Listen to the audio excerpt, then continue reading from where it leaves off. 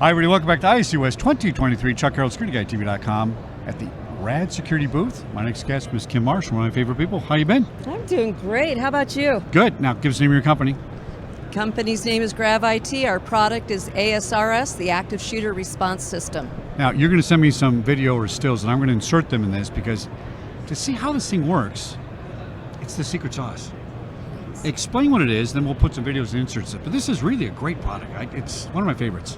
So you mentioned it originally about the whole thing with having teachers carrying weapons in schools. Right. So our product is the ideal thing where the teacher doesn't have to actually carry that weapon at school, but they can access a hardened vault, dual authentication with a prox card and with a proximity or your biometric, and the door drops open, they receive the weapon, and a notification goes out whenever the door is opened. Now, since I saw you last, I developed my own gun rack for a particular rifle I have. I had a manufacturer, got a website, sold a couple. Buckeye PD bought one for their AR. And I said, you know what? You should call Kim instead. Oh, I did. Did you? Thank you. Because it's a better application. They're putting it inside a cabinet so you can't see it and everything like that. But better to be in a secure cabinet like yours. Well, and makes that's more it. sense. So if you've got a long gun like that, we've got the larger vault that you can go in and out of as you need to with Exactly. the prox and the biometric. Yeah. Whenever there's an issue, you flip the duress switch inside of it, and it activates the call And it's tree. very streamlined looking, and it's clean looking, and it kind of looks like the door from Star Trek going open up and down. It looks great. If you get enough of them, we'll match your decor. All right. Now let's talk about schools, facilities. You know what? It's sad to say, but that's where we are. And people need to do this. They are doing it. They're catching on. This just seems a better way to do it. When you came up with the product, I'm sure there's resistance. Are you finding people are saying, you know what? I need that. That's a solution.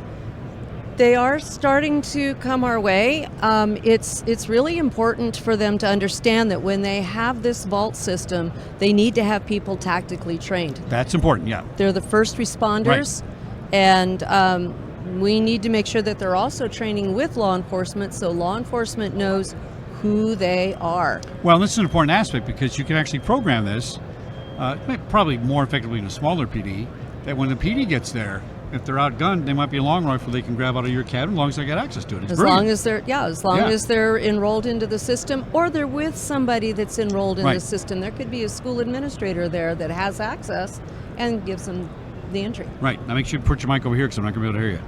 There you go. Pivot like a robot. All right. Tell me about notification that's built into this, because at 3 o'clock in the morning, we don't want a guard screwing around saying, hey, let me go play with this AR. Well, nobody's here watching me.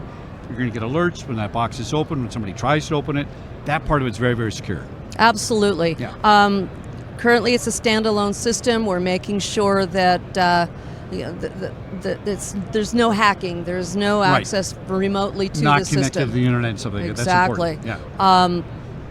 That notification system, depending on what signal is to be sent out, could be a trouble signal with one of the devices where somebody's tampering with it. Yes, tampering, right. So they're tampered. It could be that there's an unauthorized access or somebody's attempting to unauthorized access it. So there's a myriad of different notifications that can be sent out to the enrolled users. Is there a brute force tampering?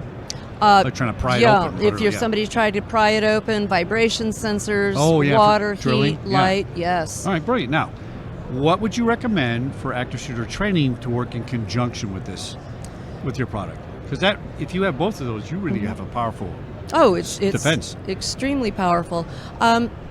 I have spoken with a company called Faster Saves Lives. It's a nonprofit out of Ohio that actually trains teachers. That gets them their concealed weapons permit, and it takes them through an actual active threat training, right?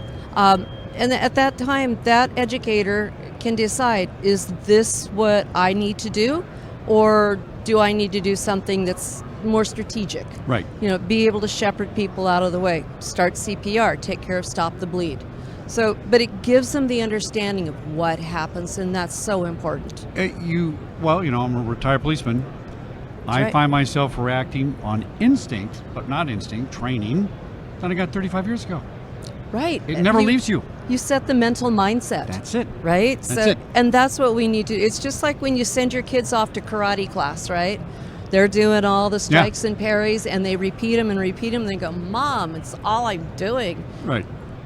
but it's building that. It's built in right in. Yeah. Now, what other vertical markets are approaching you that maybe weren't approaching you 3 or 4 years ago? Schools, of course, were the primary focus, but I can see this being used virtually anywhere. We're talking with hospital systems right now. Hospitals, how interesting. Hospitals are having a lot of yes. problems with, Yes. patients that are upset or visitors that are upset, especially after COVID when, I can't go see my friend, because of it's COVID. terrible. So it's just a really crummy culture going on right now where people are just I remember years nasty. ago, I had a contract for Bel Air Presbyterian Church up in on Mulholland Drive in LA. It was the Movie Star Church.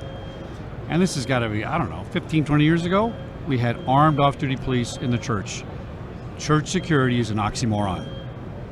Of all places, that's where we should not have security with people with guns, right? Right. It's where we live.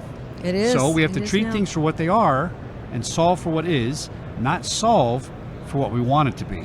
Right. And then we'll get to what we want it to be. Well, but you can't skip that step. I mean, right. We can't go to Demolition Man. You remember Sylvester Stallone? I do remember that, yeah. Yeah, you can't. That's not our culture. Right. I'm going to be the guy living underground.